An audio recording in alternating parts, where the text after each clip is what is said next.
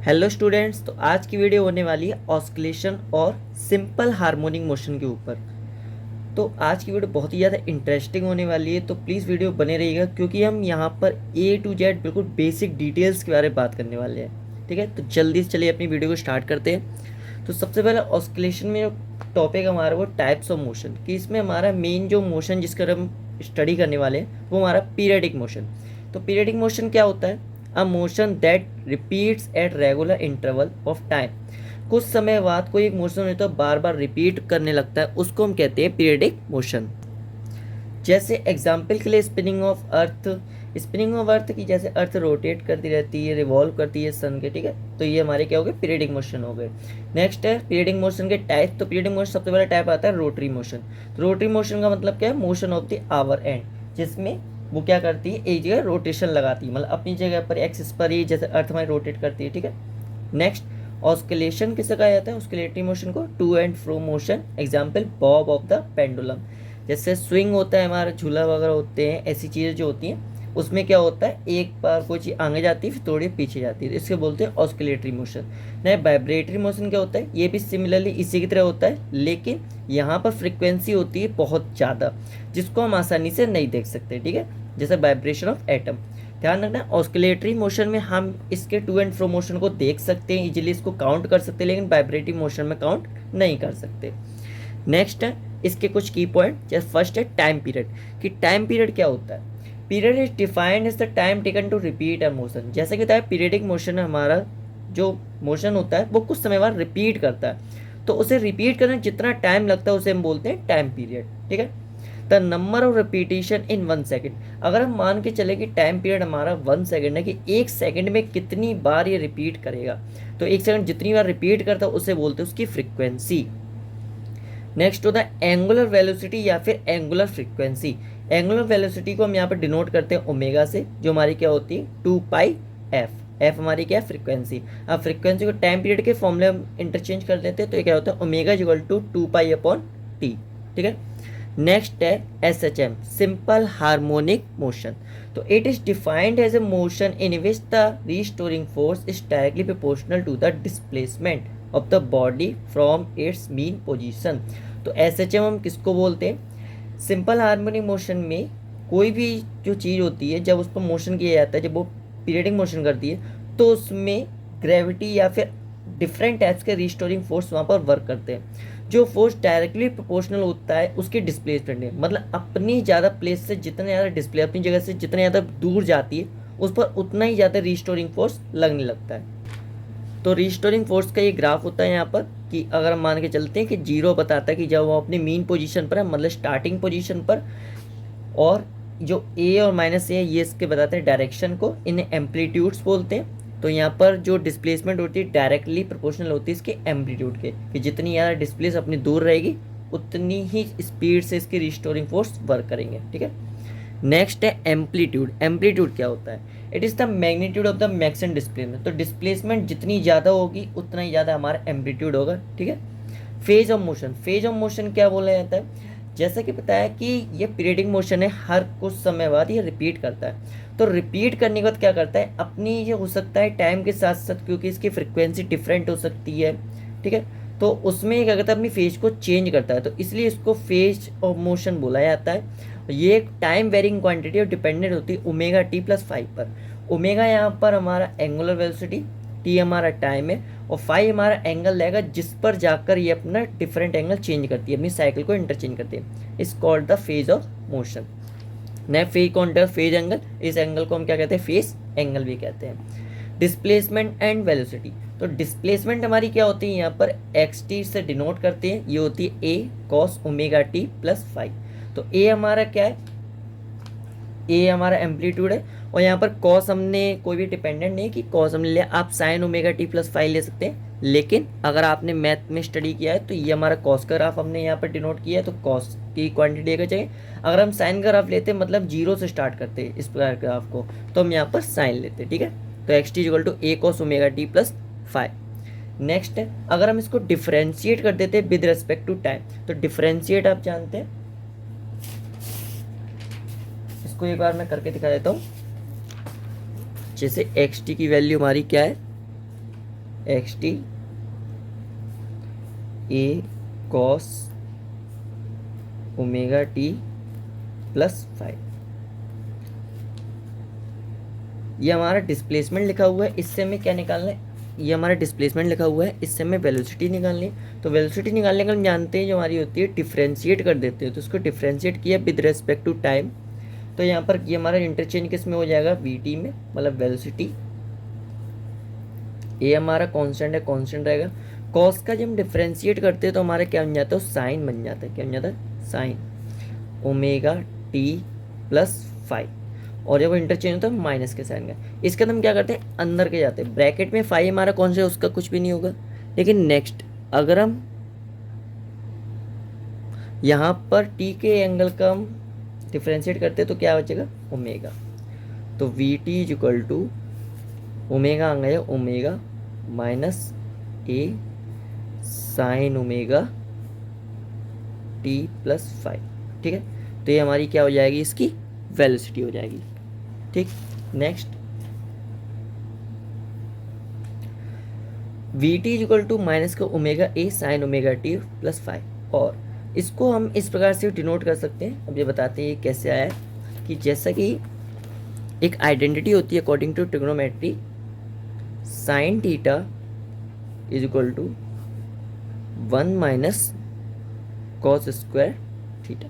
ठीक है, ट्रिग्नोमेट्री की आइडेंटिटी होती है। तो हम बस यहाँ पर इसको रिप्लेस कर लेते हैं इससे। तो V T is equal to minus K omega A, root में हमारा क्या आएगा, 1 minus cos square omega T plus 5। हमने यहाँ पर क्या किया, ए को अंदर ओमेगा, ए को जब अंदर भेजेंगे रूट के अंदर तो हमारी क्या हो जाएगी, क्वांटिटी स्क्वायर में आ जाएगी। तो A square minus A square cos square omega T plus 5। अच्छा, इसको हम जानते हैं A cos omega T. A cos omega T को हमने क्या बताया था पीछे, हमने क्या बताया था, एक्स टी। क्या लिखा था यहाँ पर, एक्स टी। तो इसको क्या करेंगे, एक्स टी से रिप्लेस कर देंगे, मतलब डिस्प्लेसमेंट से रिप्लेस कर देंगे। तो V T is equal to minus K omega A square X T का स्क्वायर। ठीक है, तो ये हमारी इक्वेशन बन के रेडी हो जाती है। तो वी टी की वैल्यू हमारी क्या आ गई, minus omega A square minus x square T. Next similarly अगर हम यहाँ पर एक्सेलरेशन निकालना चाहें तो एक्सेलरेशन हमारा क्या होता है कि वेलोसिटी का डिफरेंशिएट करते हैं विद रिस्पेक्ट टू एक्स। तो इसका जब हम डिफरेंशिएट करेंगे तो सिमिलरली इसी प्रकार से है ना वो वैल्यू आ जाएगी minus omega square A cos omega T plus 5। I hope आप लोग ये कर लेंगे। ठीक है, इसी प्रकार से सिमिलरली अगर हम इसको रिप्लेस करेंगे फिर से आइडेंट लगाए तो ये आ जाएगी A T equal to minus omega square X T. ठीक है, नेक्स्ट इसमें हमारे कुछ केसेस होते हैं। केसेस का मतलब है कि हम ग्राफ में किस प्रकार की वैल्यू का यूज़ करते हैं। इसको हम कहते हैं स्टार्टिंग रेस्ट वैल्यू, जहाँ पर ए की वैल्यू हमारी क्या होती है, जीरो होती है। लेकिन इनको हम कहते हैं हमारी मैक्सिमम वैल्यू। ठीक है, यहाँ पर प्लस ए और माइनस ए दोनों ही हो सकती हैं। अब यहाँ पर सबसे पहले अगर हम ग्राफ के अकॉर्डिंग बात करें कि at X is equal to zero, जब एक्स की वैल्यू अगर हम यहाँ पर जीरो रखते हैं, हम यहाँ पर फॉर्मूले में आप देख सकते हैं किसमें, वी के, वी के फॉर्मूले जो हमने देखा एक्स की वैल्यू अगर हमने यहाँ पर जीरो रख दी, क्या रख दी, जीरो। तो एक्स की वैल्यू जीरो रखने से हमारा क्या हो, ए स्क्वायर बचेगा कि ये टर्म तो जीरो हो गया, और स्क्वायर का रूट करेंगे ए आ जाएगा, तो बचेगा ओमेगा ए। क्या आ जाएगा, ओमेगा ए। जो वेलोसिटी हमारी क्या होगी, मैक्सिमम होगी। क्या होगी, मैक्सिमम। सिमिलरली अगर हम यहाँ पर एक्स की वैल्यू क्या रखते हैं कि हम मानते हैं मीन पोजीशन नहीं है, क्या है, अपनी मैक्सिमम से स्टार्ट होता है प्लस ए या माइनस ए से। ठीक है, तो प्लस ए माइनस ए से अगर ये स्टार्ट होता है तो यहाँ पर अगर हम वैल्यू जब पॉजिटिव का रखें जब नेगेटिव का ही रखें, वो हमेशा ए स्क्वायर ही हो जाएगा पॉजिटिव का। तो ए स्क्वायर एक स्क्वायर कैंसिल होगा तो क्या आ जाएगा, जीरो। जीरो को मल्टीप्लाई किसी क्वांटिटी करते हो जीरो ही रहेगा, तो हमारी क्या हो जाएगा, वी मिनिमम। तो हमारी इसकी वेलोसिटी क्या हो जाएगी, मिनिमम हो जाएगी। ठीक है, सिमिलरली इसी प्रकार से अगर हम एक्सलेशन के लिए करें तो एक्सलेशन पर एक्स इक्वल टू जीरो, जब हमने एक्स की वैल्यू क्या रखेंगे, जीरो।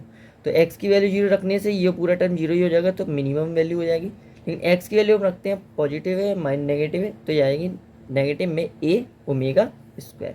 क्या जाएगी, नेगेटिव में ए ओमेगा स्क्वायर। यहाँ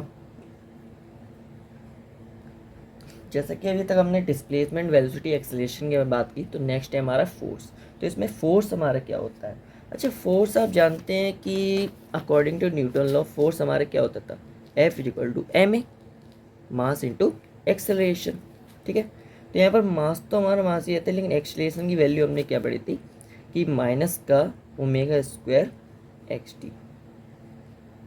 ठीक है, तो ये हमारा क्या बन जाएगा? माइनस का omega M omega square X T.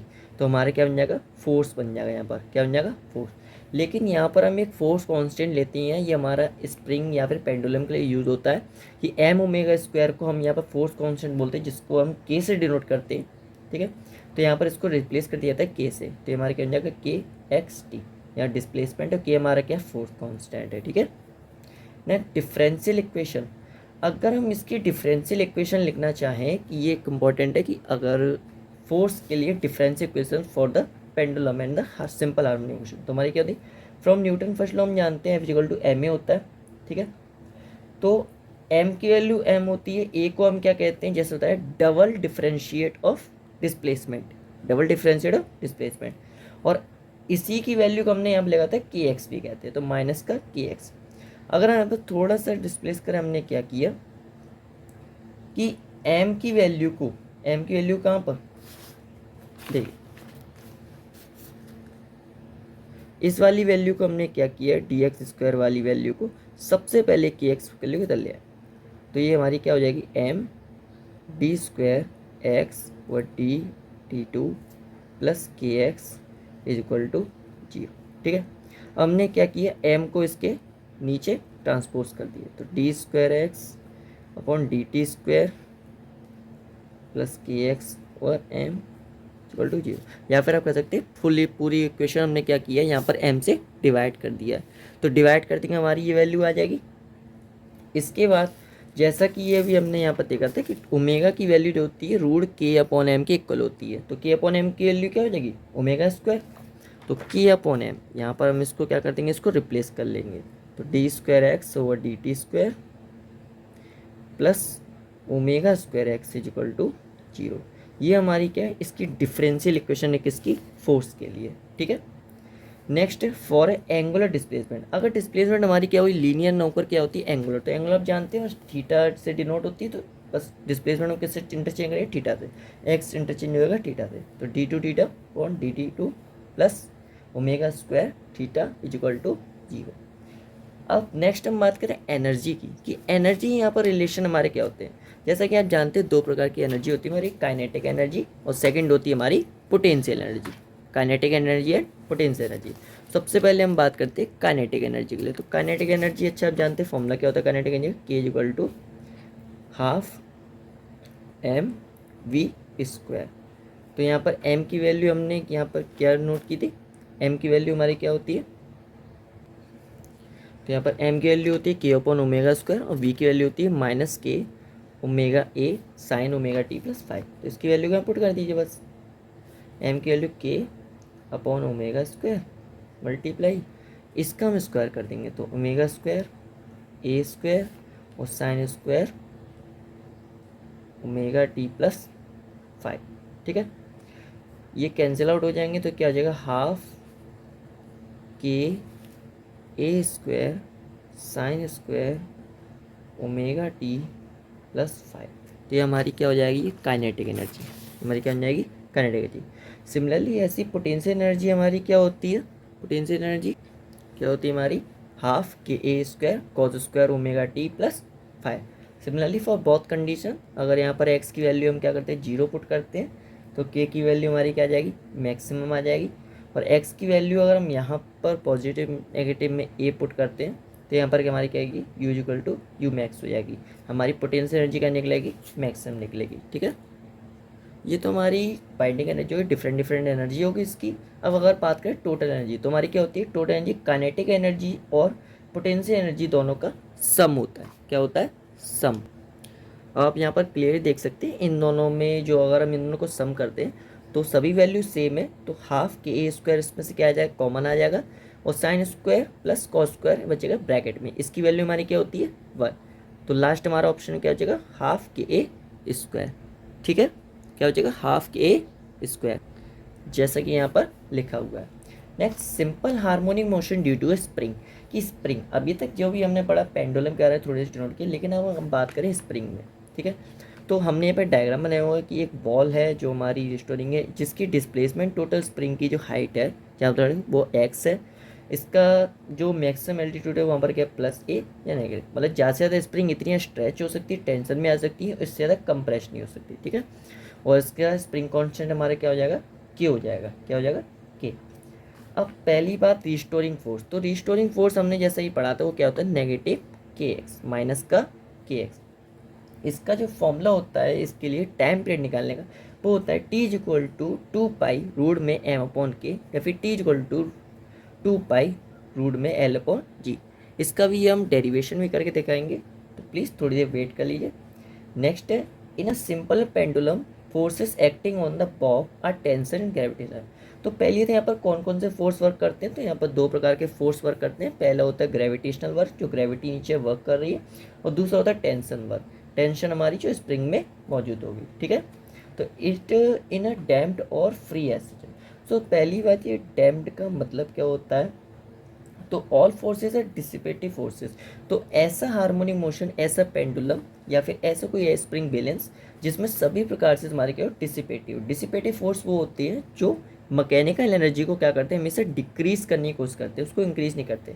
जैसे कि बताया था कि अगर यहाँ पर पेंडुलम होता है तो वो क्या करता है, पहले इस प्रकार से यहाँ पर जाता है, रोटेट करता किसी एक डायरेक्शन में, जैसे एक पेंडुलम का बॉब होता है, अगर हम इसको कुछ एनर्जी यहाँ से देते तो इस जगह जाता है। लेकिन ग्रेविटी क्या करती है, टेंशन क्या करती है, इसको वापस खींचने की कोशिश करती है। तो ये फुल एनर्जी अगर यहाँ पर दोनों फोर्स क्या करते हैं उसको रिस्टोर करने की कोशिश करते हैं वापस आने। तो इस जगह जितने ही फोर्स जो एक्स्ट्रा लग रहे हों सारे सारे क्या होंगे डिसिपेटिव, तो इसलिए इसको बोला जाता है हमारे डैम्प्ड बोला जाता है। तो all forces are dissipative force, it is defined by the equation. तो इसकी भी एक इक्वेशन होती है हमारी, क्या होती है M D 2x/dt2 plus B dx/dt plus K X equal to 0। यही हमारे क्या डिफरेंशियल इक्वेशन है इसके लिए। ये मास m जो हमारा क्या है मास ऑफ द बॉब है, डी हमारा क्या, बी हमारा क्या रहेगा डैम्प्ड कांस्टेंट रहेगा, इसकी वैल्यू आपको दी, के हमारा स्प्रिंग कांस्टेंट है। इसका हमें कोई भी डेरिवेशन अभी करने की जरूरत नहीं है अगर, क्योंकि आपके सिलेबस से में भी ज़्यादा इंपॉर्टेंट नहीं है, ठीक है। लेकिन आप इसकी इक्वेशन को याद कर सकते हैं, आपके एमसीक्यू में अगर आ सकता है। इन अनडैम्प्ड और फोर्स्ड रहता है, अगर मान के चलते हैं कंडीशन अनडैम्प्ड है और वहाँ पर कोई भी फोर्स जो एक्ट करता है, डैम्प्ड का मतलब यहाँ पर क्या था सारे सारे फोर्स रिस्टोर होंगे, दूसरी तरफ अप्लाइड फोर्स कुछ नहीं। लेकिन अनडैम्प्ड का मतलब ही यही हो गया कि मीन्स ये हो गया कि वहाँ पर कोई फोर्स ऐसा होगा जो दूसरी तरफ से अप्लाई करेगा, इसकी एनर्जी को बढ़ाने की कोशिश करेगा। तो यहाँ पर इक्वल टू 0 नहीं किया जाएगा, उस F0 cos omega t plus 5, जो मान के चलते हैं कि ये फोर्स उसमें एक्स्ट्रा लग रहा है, ठीक है। यहाँ पर इसको बोलते हैं पीरियडिक फोर्स, ठीक है। यहाँ पर हमने जो उसको कुछ समय बाद मतलब उसको फोर्स मिलता जा रहा है। लास्ट है हमारे इस चैप्टर में जो है इसका डेरिवेशन, जो हमने बताया था कि टी के टाइम पीरियड के लिए हम डेरिवेशन करने वाले सिंपल पेंडुलम के। तो सिंपल सी बात है, यहाँ पर पहले इसका डायग्राम थोड़ा समझ लेते हैं कि यहाँ पर एक वॉल है और वॉल से हमने क्या कि स्प्रिंग या फिर एक पेंडुलम को यहाँ पर लटकाया हुआ है जिसमें एक बॉब था, ठीक है। अब यहाँ पर हमने माना कि बॉब जब उसको कुछ एनर्जी दी जाती है तो क्या करता है अपने थीटा से डिस्प्लेस होता है, थीटा पर क्या होता है अपनी डिस्प्लेस होना स्टार्ट कर देता है। अब इस डिस्प्लेसमेंट वो क्या करता है यहाँ पर कितनी लेता है टोटल एल थीटा, एल हमारी क्या था इसकी लंबाई, थीटा क्या है इसका एंगल। तो यहाँ पर जो बॉब है उस पर कुछ प्रकार के फोर्स लग रहे होंगे, जब वो अपनी रेस्ट पोजिशन तब तो उस पर केवल दो फोर्स थे, एक टेंसाइल फोर्स था दूसरा उसका ग्रेविटेशनल फोर्स। लेकिन जब ये किसी एंगल पर पहुँच जाता है तो यहाँ पर उसके जो फोर्स होते हैं डिवाइड हो जाते हैं। तो फोर्स ऑफ ग्रेविटी जो है टेंशन अभी भी स्ट्रेट लगी पर अपने पैरेलल ही है, उसी परपेंडिकुलर है अपनी डायरेक्शन में, लेकिन फोर्स ऑफ ग्रेविटी होगा वो टू डायरेक्शन डिवाइड हो जाएगा, एक उसकी होगी ठीक है बेस और सेकंड होगी उसकी परपेंडिकुलर में। Perpendicular F G sine theta होता है और बेस में क्या हो जाएगा एफ जी कॉस थीटा, ठीक है। तो अब यहाँ बात करते हैं सबसे पहला कि पेंडुलम पे लगने वाला जितना रोटेशनल फोर्स है, मतलब उस मोशन को करने के लिए हम जितना उसको फोर्स देंगे, रोटेट करने के लिए फोर्स लेगी एक जगह दूसरी जाने के लिए, उतना ही ज़्यादा उसको रिस्टोरिंग फोर्स लगेगा वापस आने में उतना ही। तो इसको रोटेशनल फोर्स हमारा क्या होता था, अगर आपको याद हो मोमेंट ऑफ इनर्शिया वाला चैप्टर थोड़ा सा, तो उसमें हमने पढ़ा था हमारा क्या होता था आई अल्फा, ठीक है। मोमेंट ऑफ इनर्शिया की कितना फोर्स लगता था, जो हमारा क्या रहता था कि टॉर्क हमारा कितना जनरेट हो रहा है आई अल्फा लग रहा है, इज इक्वल टू जो किसको होगा L F G sine theta के, ठीक है। जितनी उसकी लेंथ होगी रिस्टोरिंग फोर्स होगी, और जितना ज़्यादा उसको ग्रेविटेशनल फोर्स है ना लग रहा होगा, ये उसके रिस्टोरिंग फोर्स होंगे। ठीक है, यहाँ से हम अल्फ़ा, अल्फ़ा हमारा क्या होता था, एंगुलर एक्सेलरेशन। तो एंगुलर एक्सेलरेशन की अगर वैल्यू निकालें तो क्या आ जाएगी, एम जी एल। तो यहाँ पर एफ को हम क्या, जी को क्या कह सकते हैं, एम जी। तो M G L sine theta upon I. ठीक है, नेक्स्ट अगर हम मान के साइन थीटा यहाँ पर बहुत ही छोटी वैल्यू है, क्योंकि थीटा की वैल्यू यहाँ पर इतनी छोटी क्यों ले रहे हैं, क्योंकि साइन थीटा हम सिंपल से जानते हैं कि बहुत बड़ा डिस्प्लेसमेंट नहीं होता है जितना भी यहाँ लगाए। तो थीटा की वैल्यू बहुत ही कम होती है, ये बहुत कम एंगुलर डिस्प्लेसमेंट से क्या करता है, अपने फोर्स को रिस्टोर करता है, मतलब बहुत ही छोटी छोटी गैप्स में आता है। ठीक है, तो इसलिए इसकी वैल्यू को मानते हैं बहुत ही ज़्यादा छोटी वैल्यू, तो इसको हम थीटा ही मानकर चलते हैं। तो यहाँ पर पहले इसको डिस्प्लेस करते हैं, this is the angular acceleration जो यहाँ पर निकला हुआ है। We know that for a simple pendulum. अब सिंपल पेंडुलम को हम जानते हैं एक्सेलरेशन की वैल्यू जो हमने फाइंड की थी वो क्या होती थी, minus omega square X T. ठीक है, अब इन दोनों में क्योंकि एक्सेलरेशन हमारा इक्वल है, तो इसके अकॉर्डिंग ये वाली वैल्यू होगी इसके इक्वल हो जाएगी। तो omega square is equal to M G L upon I. ठीक है, स्क्वायर है तो स्क्वायर के इक्वल हो जाएगा। इसको ए अपॉन एक्स को हम क्या बोलते थे, अल्फा बोलते थे। ठीक है, तो ओमेगा हमारा क्या होगा, रूट में M G L upon I, square वाली वैल्यू उसके दूसरी तरफ चलेगी। Next I is equal to हम जानते हैं, हमने क्या बताया था, यहाँ पर मूवमेंट ऑफ इनर्शिया हमारा क्या होता था, एम आर स्क्वायर होता था। आर हमारी क्या हो, यहाँ पर लेंथ, आर हमारी जैसे उसकी रेडियस होती थी, यहाँ पर क्या है हमारी वायर की लेंथ हो गई, तो M L square. M L square को हमने यहाँ पर पुट कर दिया आई की जगह, तो एम से एम एक कैंसिल हो जाएगा, तो एक एल से एल कैंसिल हो गया, तो ऊपर बचा जी और नीचे हमारा क्या बचेगा, एल बचेगा। तो ओमेगा की वैल्यू क्या आ गई, जी अपॉन एल आ गई। अच्छा, टी का हम जानते थे फॉर्मूला, हमने लास्ट में एक पढ़ा था कि टाइम पीरियड को हम किससे निकालते थे, 2 पाई ओमेगा से। ओमेगा की वैल्यू क्या है, जी अपॉन एल, हमने यहाँ पर उसको पुट कर दिया, तो ओमेगा की वैल्यू क्या होगी, 2 पाई एल ओवर जी। ठीक है, याद रखिए यहाँ पर एक छोटी मिस्टेक हो गई थी, डिवाइड का साइन लगा हुआ है, तो 2 पाई ओवर ओमेगा होता है, तो 2 पाई रूट में एल अपॉन जी। ठीक है, तो आज की वीडियो में बस इतना ही। अगर वीडियो अच्छी लगे तो वीडियो को लाइक और चैनल को सब्सक्राइब कर लीजिएगा। और अगर कोई आपको किसी टॉपिक में कोई डाउट है तो आप मुझसे है ना कमेंट सेक्शन में पूछ सकते हैं। Thank you for watching my video.